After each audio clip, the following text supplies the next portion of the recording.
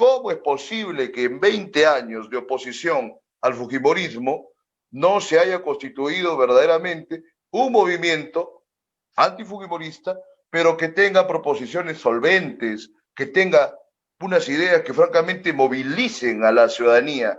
La población no tiene ningún rumbo y están exigiendo que se le dé un encauzamiento, pero no solo a sus necesidades más básicas. Por ejemplo, acá en la política se ha dejado de problematizar las expectativas que tienen los ciudadanos. Sale cualquiera y dice, yo tengo tal propuesta, tengo tal idea, quiero resolver tal problema.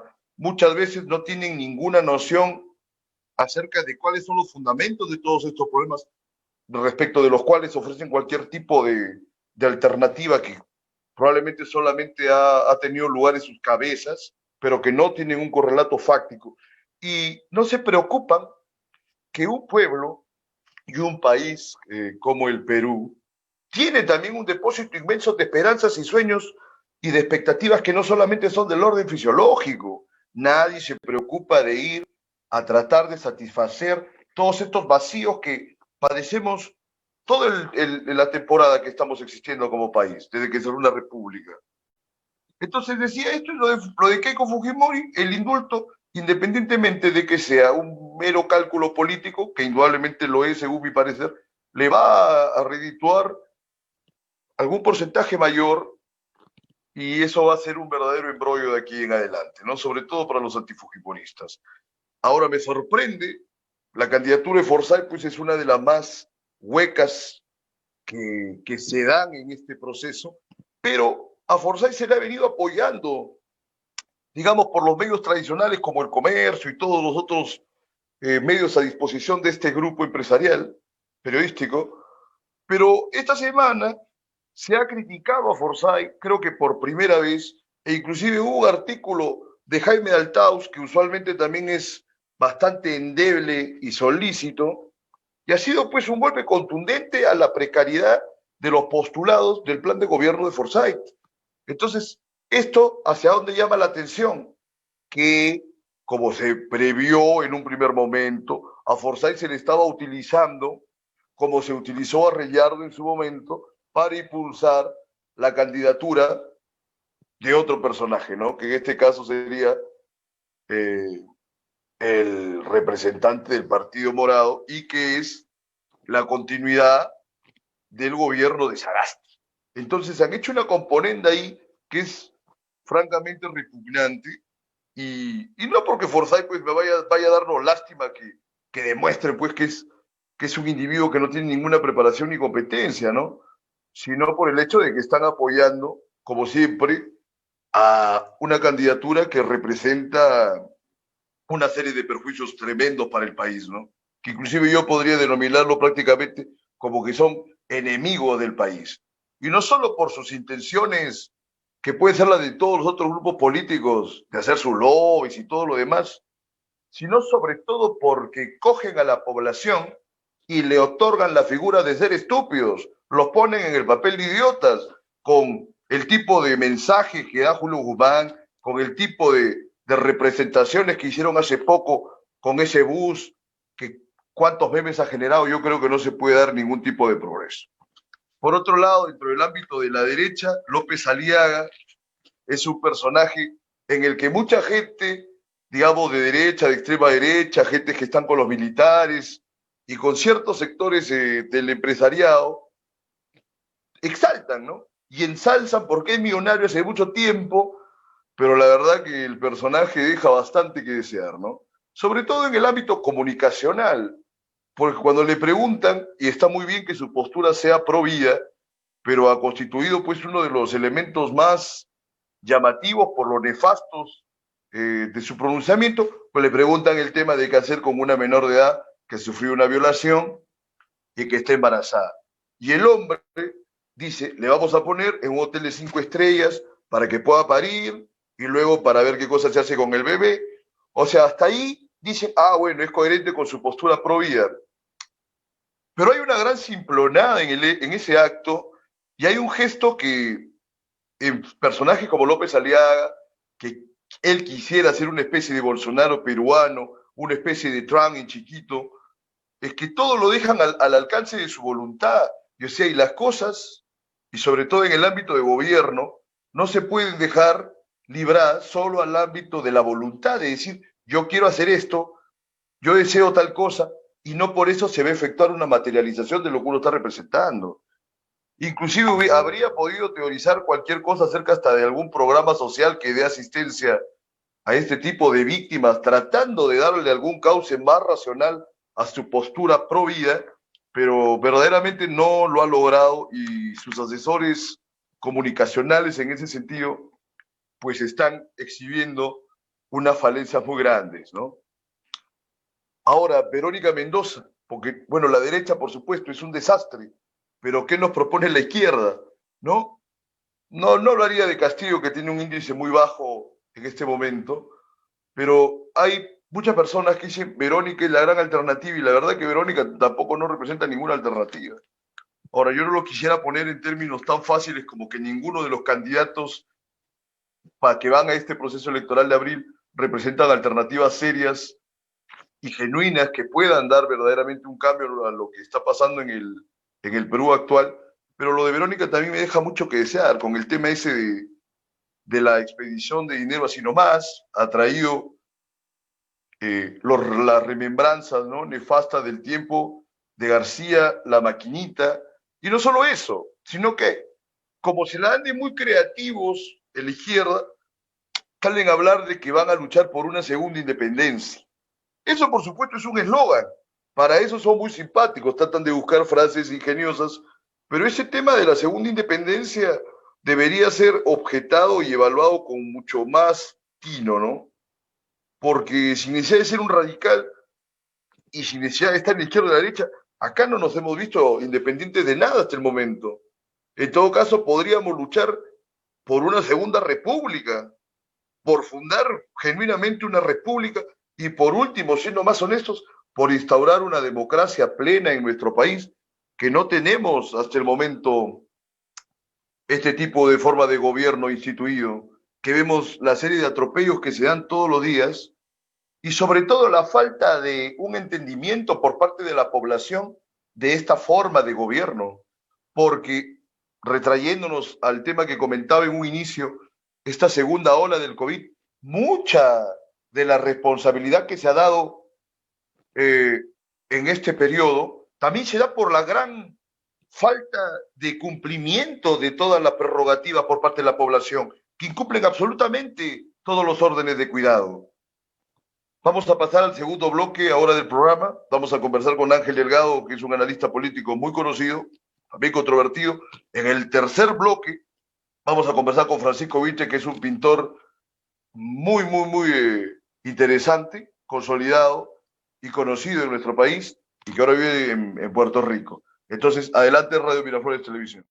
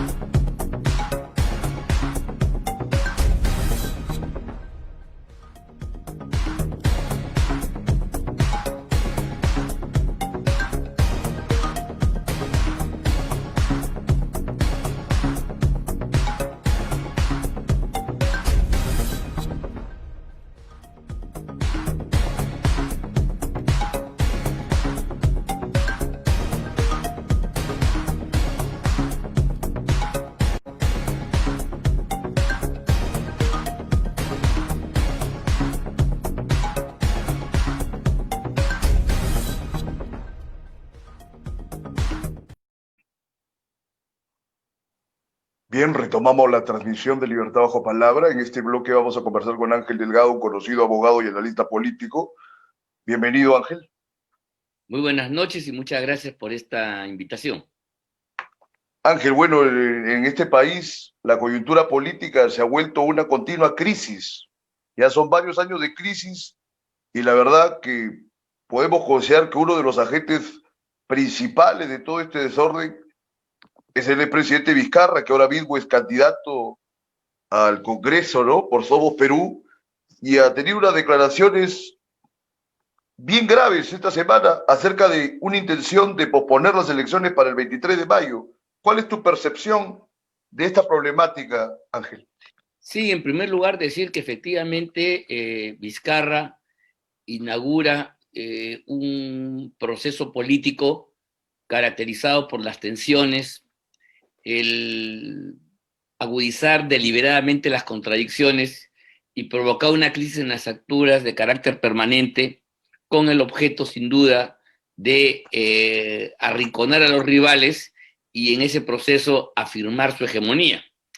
Este método, que sin duda a Vizcarra le dio resultados durante un buen tiempo, era muy malo para el Perú porque lo ponía en un estado de zozobra permanente y además no permitía que los asuntos de fondo que el país necesitaba pudieran salir adelante. Y creo que eso se ha verificado con toda claridad en el tratamiento desastroso de la lucha contra la pandemia, por un lado, y el subsecuente resultado de bancarrota al momento de tratar el proceso productivo del país, la crisis económica, la pérdida de millones de empleo y el envío nuevamente a la pobreza de millones de peruanos.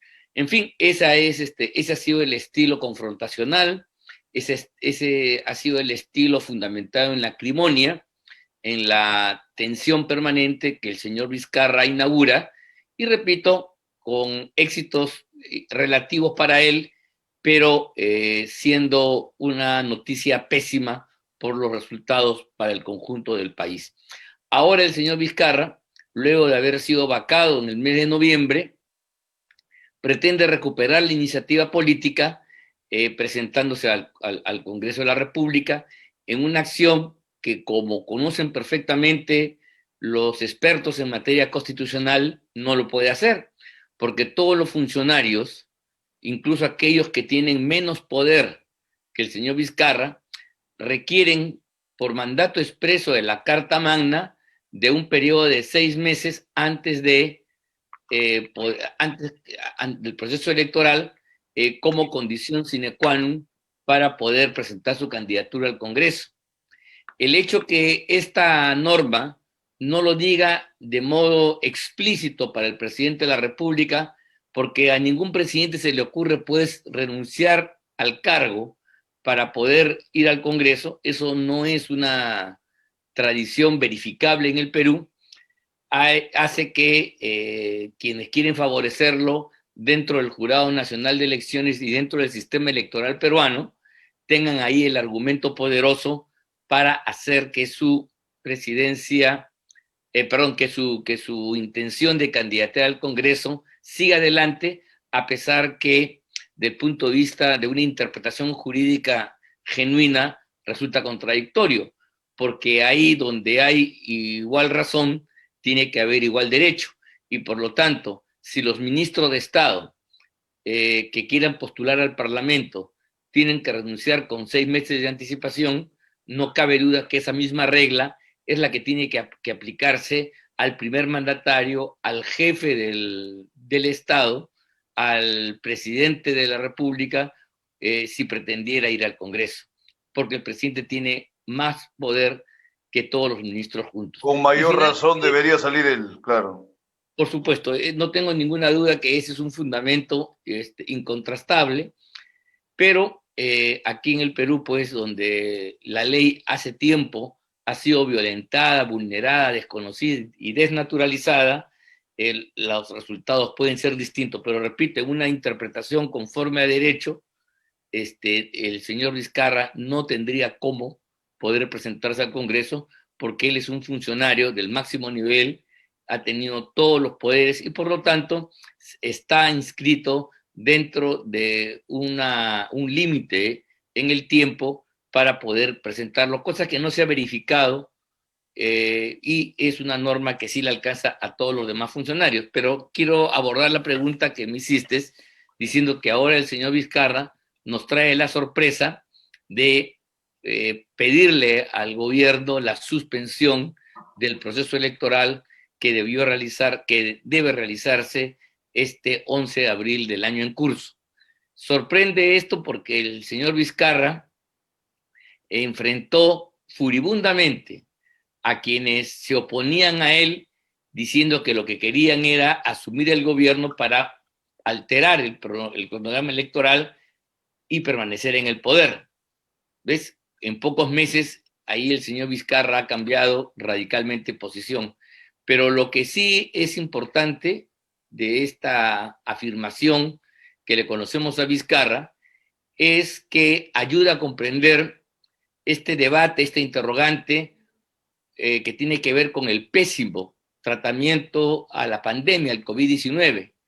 Muchos pensaron de que la explicación principal estaba por el orden de la incompetencia, esto es, de la forma tan negligente y desafortunada con que fueron tratados los distintos aspectos que debían permitir enfrentar la lucha contra la propagación de la pandemia, haciendo que el Perú tenga un nombramiento de campeonato, el peor país en haber tratado mal este asunto. El primer país en cuanto al número de muertos por millón de habitantes. Eso es Vizcarra. Pero resulta que a la luz de lo que dice Vizcarra, cobra, a mi juicio, mucha fuerza la tesis que además de la estupidez que nunca está puesta de lado, el señor Vizcarra también se ha movido por una suerte de una pretensión, una voluntad soterrada, escondida, una política deliberada de dejar que las cosas en materia de salud tengan el curso que ha tenido del desastre, porque eso, aunque parezca cínico decirlo, pero esto es algo que efectivamente lo vemos en los hechos, en el comportamiento de gente como Vizcarra, le genera un ánimo, un clima favorable a postergar las elecciones y entronizarse en el poder.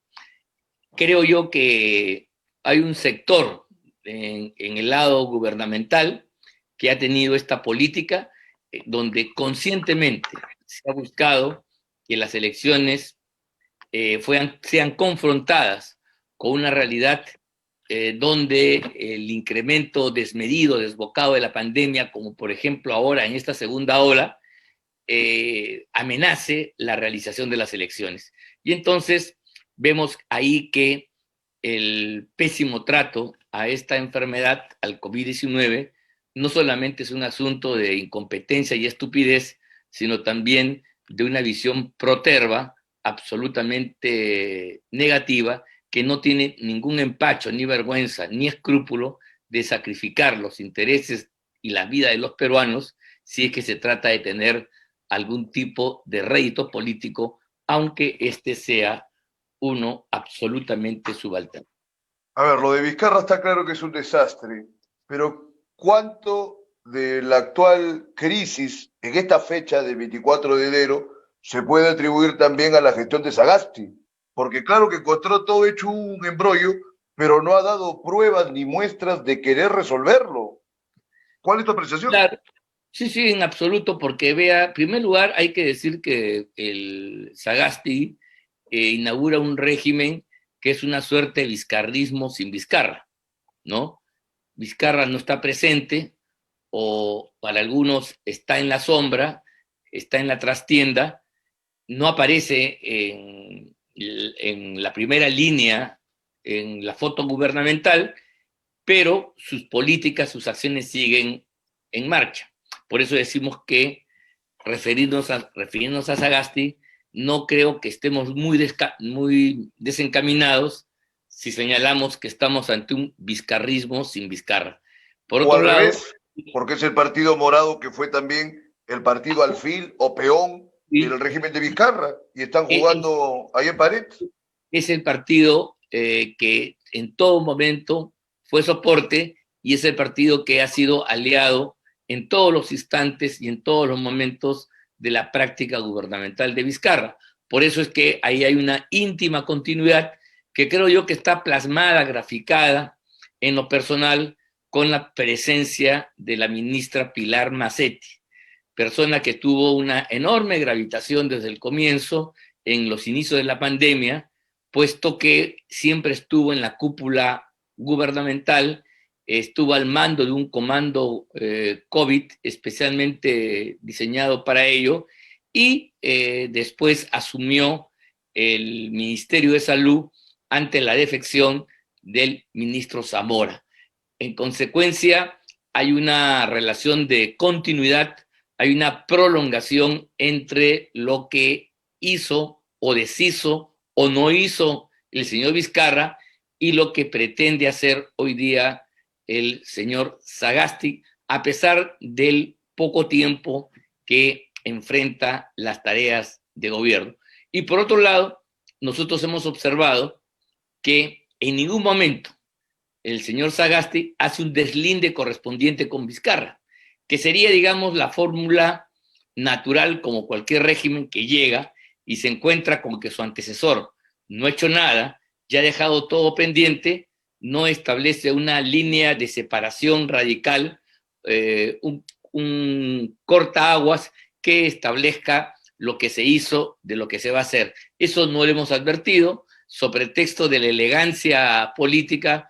El señor Sagasti ha dicho que él no quiere mirar hacia atrás, sino simplemente hacia adelante. Y entonces, sin querer queriendo o queriendo expresamente, asume totalmente el pasivo gubernamental de los tiempos vizcarristas. Y por eso es que estamos en la situación en que nos encontramos, donde no sabemos qué cosa va a suceder, donde hay una enorme incertidumbre, los ministros balbucean, las conferencias de prensa no solamente son un trabalenguas y un somnífero para muchos periodistas y personas que lo escuchan, sino creo yo que esto que algunos atribuyen a una falta de comunicación es en el fondo expresión, manifestación de un asunto sustantivo que no es otro el que este gobierno no tiene planes ni proyectos y en que en el fondo no sabe qué hacer para enfrentar una crisis sanitaria de esta naturaleza. En el tema de las vacunas, todo es promesas generales. Vamos a tener probablemente en los próximos días, y aún esto no se ha verificado al momento que hacemos esta declaración, un número de vacunas muy pequeños, una especie de muestra médica que no va a servir para tranquilizar a nadie y va a hacer más evidente la brecha que se gestó en los tiempos de Vizcarra, cuando a pesar de todo lo que se dijo, no hizo nada para celebrar los contratos con los laboratorios pertinentes y traer la vacuna que debió traerse Habría al que Perú, apuntar a algo diferencia en ese de los tema. países vecinos de la región. Sí, están llegando por cientos de miles a la Argentina, a todos sitios. Pero hay que precisar, por ejemplo, el tema que hizo Vizcarra con COVAX y que al final ese vínculo y ese desembolso de miles de soles solamente ha servido para que ahora la ministra de Economía tenga una participación en la alta gerencia de esa institución. Eso es algo que tiene que ser reprochable en todo momento. Siguiendo con la crítica que es pertinente a Vizcarra, quería hacerte una pregunta técnica. La Comisión Permanente del Congreso ha dispuesto el inicio o que se dé apertura a una denuncia constitucional en contra de Vizcarra por su gestión como ministro de Transportes. Cuéntanos acerca de la viabilidad de esta disposición y sus incidentales consecuencias, por favor. Sí, de acuerdo a la Constitución, le corresponde al Congreso de la República conocer de las llamadas denuncias por infracción a la Constitución que hacen los altos funcionarios del Estado, incluyendo al presidente de la República.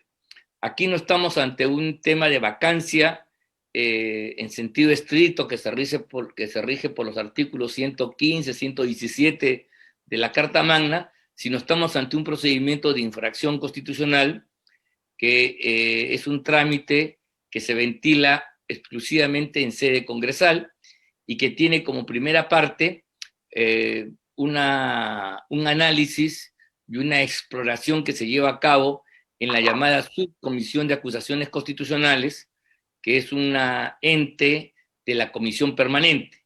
Conocido esto, la Comisión Permanente en pleno se pronuncia por la procedencia de la acusación constitucional y es llevada al Pleno para que el Pleno decida sin la participación de los miembros de la Comisión Permanente.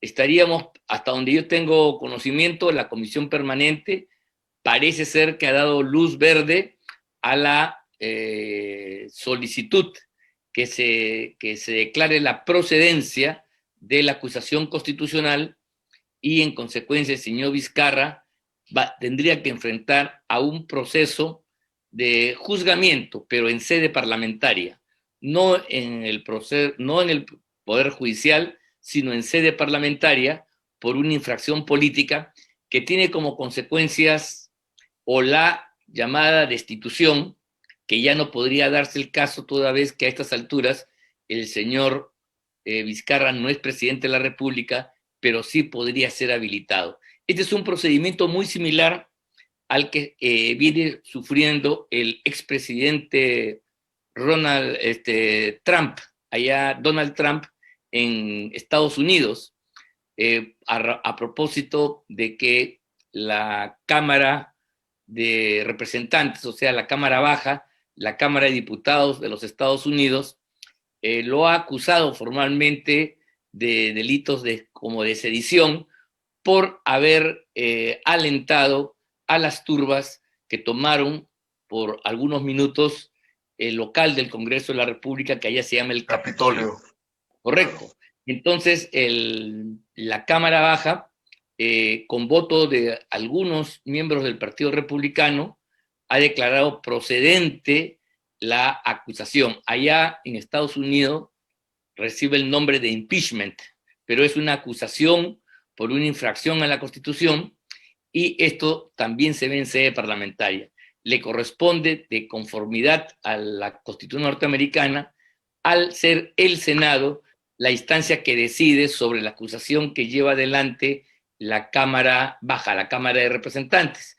Pero como el tiempo fue insuficiente para que Trump fuera procesado antes del cambio de mando, parece ser que ya con la nueva mayoría, donde hay una clara predominancia del Partido Demócrata, se va a llevar a cabo esta sesión del Senado de la República de Estados Unidos, en el cual se va a tomar la decisión del juicio político contra Trump. Pero como ya no podrá ser destituido, puesto que Trump ya no es presidente de la República, probablemente la sanción sea alguna inhabilitación por algún tiempo determinado para que no pueda volver a postular a ningún cargo público. Muy bien, Ángel, una sustanciosa explicación de unos aspectos técnicos que a veces también son necesarios en este escenario coyuntural. Mira, nos quedan 2 minutos para terminar con esta participación. Por supuesto, espero contar con tu participación en otro momento. Mira, hemos estado criticando a Vizcarra, muy bien, y criticamos a Sagasti. Yo he estado en una onda propositiva muy crítica estos últimos meses porque veo que los candidatos que están dispuestos para este proceso electoral de abril, francamente tienen una condición de las más bajas de todas las últimas elecciones que se han dado. Inclusive me parece de que no tienen la suficiencia para darle alternativas de cambio al país, pero como lo dije en un primer momento, acá por lo menos Sagasti no tiene que estarse ni un minuto más en la presidencia de la República porque es un desastre. Habría que otorgar siquiera el beneficio de la duda a quien pueda tener las funciones gubernamentales. ¿Qué percepción tienes sobre eso? 2 minutos, por favor, Ángel. Adelante. Sí, comparto contigo esa preocupación, y si bien es cierto que llevar adelante las elecciones el 11 de abril es un riesgo, peor riesgo es que el señor Sagasti pretenda quedarse, no solamente porque se entornilla en el poder y establece una continuidad ya espuria, sino fundamentalmente porque con su incapacidad manifiesta va a seguir haciendo patético el dolor de los peruanos ante su falencia para enfrentar la crisis tanto económica como sanitaria. Lo que quiero decir, si queremos nosotros salvarnos de la pandemia y hacer que el Perú recupere en parte el proceso de destrucción del punto de vista económico material con todas sus consecuencias, este es un gobierno de Sagasti, que es la continuación del vizcarrismo, no tiene ninguna credencial ni suposición siquiera para poder hacerlo. Por eso apostar por un cambio de gobierno con la limitación que tú lo has dicho y que ya no puedo ampliar más por razones de tiempo, es una suerte de apostar una carta para que otro tenga mayor ventura en poder solucionar estas desgracias que están sufriendo todos los peruanos. Pero lo que es evidente que la plaga con Vizcarra continuará y en consecuencia si podemos librarnos de él el 11 de julio, enhorabuena, porque de esa manera entonces, aunque parezca paradójico, las posibilidades de enfrentar al coronavirus y a la crisis económica tendrán mejores condiciones por parte de algún otro mandatario elegido por decisión del pueblo con sus votos en las urnas el 11 de abril y seguramente en la segunda vuelta que se llevará a cabo a fines de mayo o comienzos de julio. Perfecto. Muy amable, Ángel, por tu participación. Entonces, hasta una próxima oportunidad. Vamos, Radio Miraflores Televisión, con el último bloque del programa. Adelante. Muy agradecido y hasta cualquier momento. Buenas noches y muchas gracias.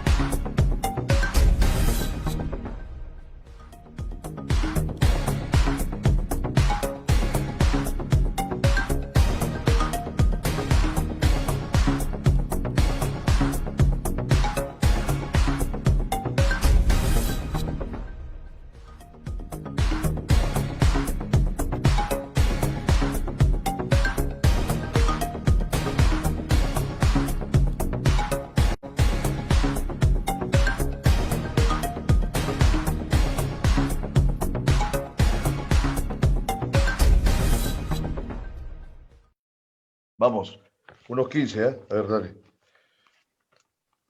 Buenas noches.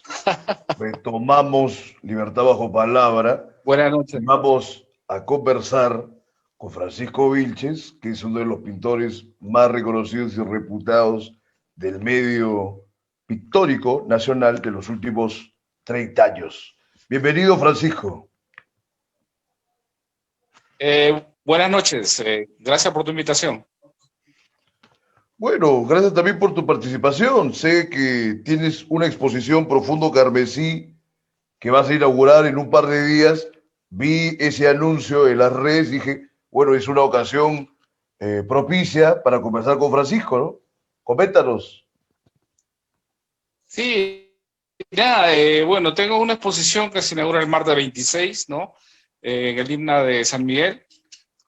Son trabajos elaborados en Puerto Rico, la mayoría, digamos, el 80%, el 90% lo elaboré en Puerto Rico. Y entonces le puse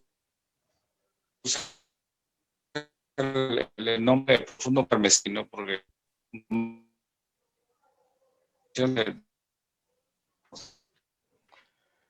El uso del rojo ha tenido una demarcación tocó de una forma, importante ¿no? en tu proceso creativo. El rojo ha tenido varios momentos que ha tenido una predominancia.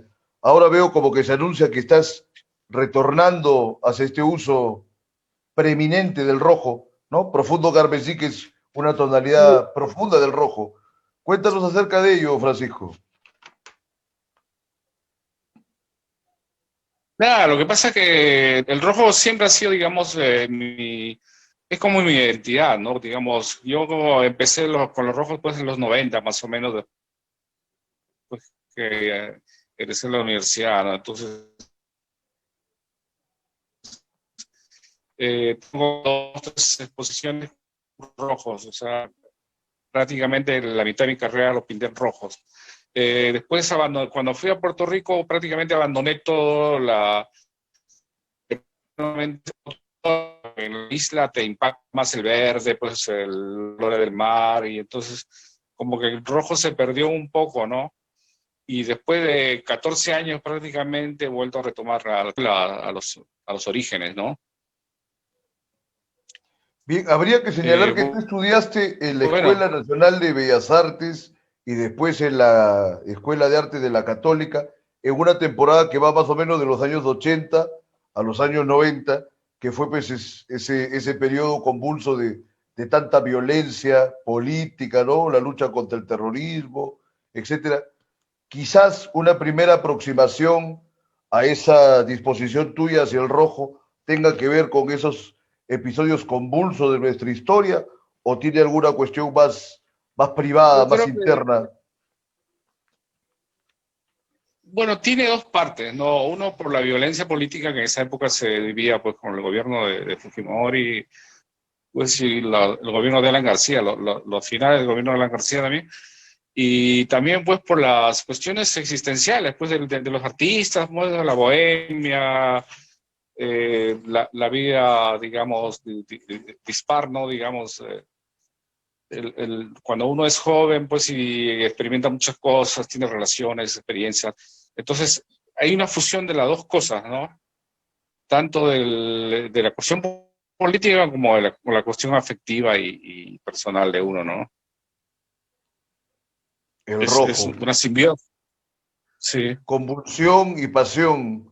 Ahora, el rojo, digamos, se ve muy poco, así nomás, como tú dices, la naturaleza, ¿no? Uno de los primeros apuntes que hice sobre el uso del rojo casi no se ve, pero cuando aparece tiene pues una cuestión intensa, ¿no? A ver, el fuego se puede decir rojo, ¿no?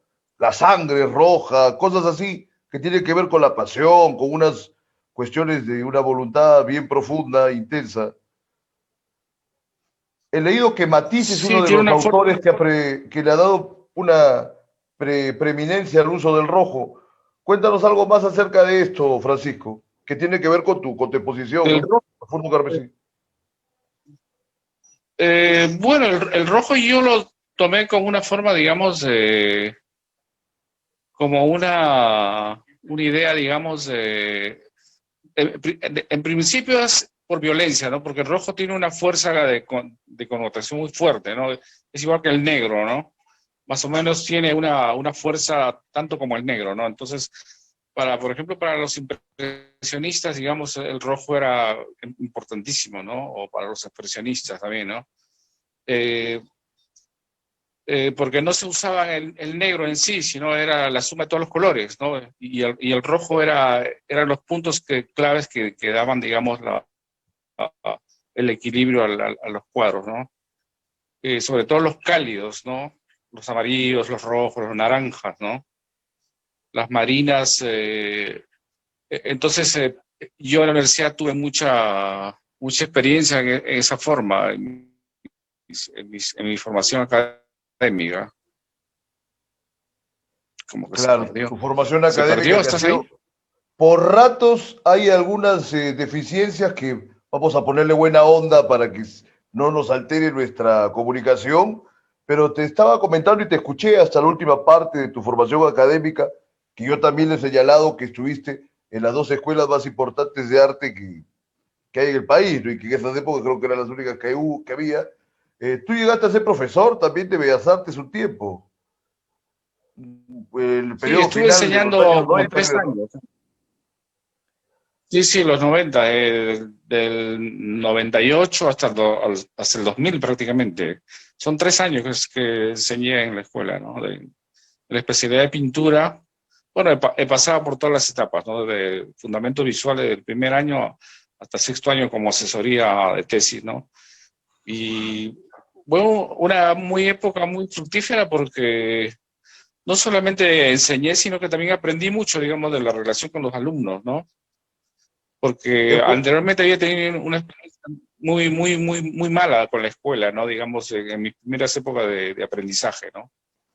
Porque prácticamente me salí frustrado de la escuela. Porque en esas épocas convulsas que tú me estábamos hablando ahora, recesaron la escuela, hubo una invasión que tomaron la escuela y entonces se cerró la escuela y se cortó todo mi evolución artística, ¿no? Pero también fue gracias a eso que yo pude empezar en la Católica la carrera, ¿no? O sea, eso me sirvió para cambiar de rumbo, ¿no? Entonces fue como no sé, volver a la misma escuela y poder resarcirse, digamos, todas esas cosas, sentimientos que tenía hacia la escuela, ¿no? Que era muy convulsa en esa época, ¿no? Mucha política, mucha ideología, ¿no? Y con muchas experiencias malas también, ¿no? Claro, todo el país Y estuvo bueno, surcado por esos excesos en esas épocas. La escuela no podía ser la sí, sí, sí, sí, excepción. sí. Bien, ahora Sí, hay anécdotas muy malas de esa época. habrá en alguna oportunidad una ocasión mejor y con más tiempo para poder extendernos sobre ello. Tú sabes que ahora se ha dado una demora por diferentes motivos que ya no vale mencionar, pero estamos con un sobretiempo que nos han concedido en la radio porque para no perder la oportunidad de Ah, poder bueno. promocionar tu, tu exposición y por supuesto por el gusto de poder conversar contigo. Ahora tengo apuntado que ha sido tu cumpleaños el día de ayer, entonces que vayan Sí, fue así. las felicitaciones del caso, pues, y que estás Claro. empezando este año nuevo con una exposición nueva, e inclusive creo que ya no estás en Puerto Sí, Rico, sí. ¿estás en Perú o sigues en Puerto Rico? Sigo en Puerto Rico, sino que en esta ocasión he venido para la exposición, ¿no? He venido hace más o Perfecto. menos los primeros días de enero para preparar la muestra y estoy como 20 y tantos días acá, ¿no? Entonces los Y el asistentes van a 26 tener el gusto inauguro, de poder interactuar contigo. claro, y voy a estar todavía un mes más porque la exposición todavía dura un mes más. O sea, yo voy a estar al final de la exposición, ¿no? Voy a quedar por lo menos 2 meses acá en Lima, ¿no? Perfecto. Mira, habría que Así que estaremos precisar algunos datos en sobre contacto. la exposición, porque ya también estamos con el sobretiempo. Es en el Igna de San Miguel, ¿no? A ver, danos algunas referencias más para Sí. precisar esto. San Miguel el 26. El martes 26 a las 12:30 de la inauguración.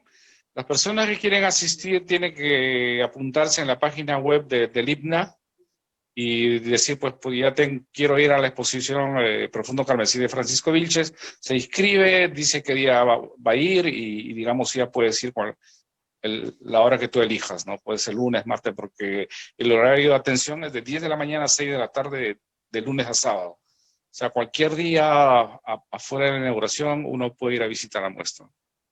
Es libre. Perfecto, perfecto, Francisco. Ha sido un gusto tenerte hoy en el programa. Espero que podamos seguir ahondando en muchas de esas anécdotas que hemos hecho referencia, pero ya por hoy tenemos que despedirnos. Hasta el miércoles, Sí, un gracias. nuevo episodio de Verdad Bajo Palabra.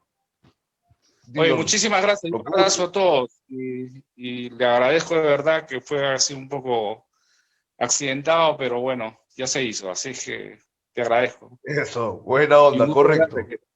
Muy bien, Igualmente. muy bien. Nos vemos Bueno, gracias, entonces. gracias a todos, entonces, al equipo también. Nos despedimos hasta el De la miércoles. radio, todo. Eso ha sido todo por hoy. Sí, Buenas noches.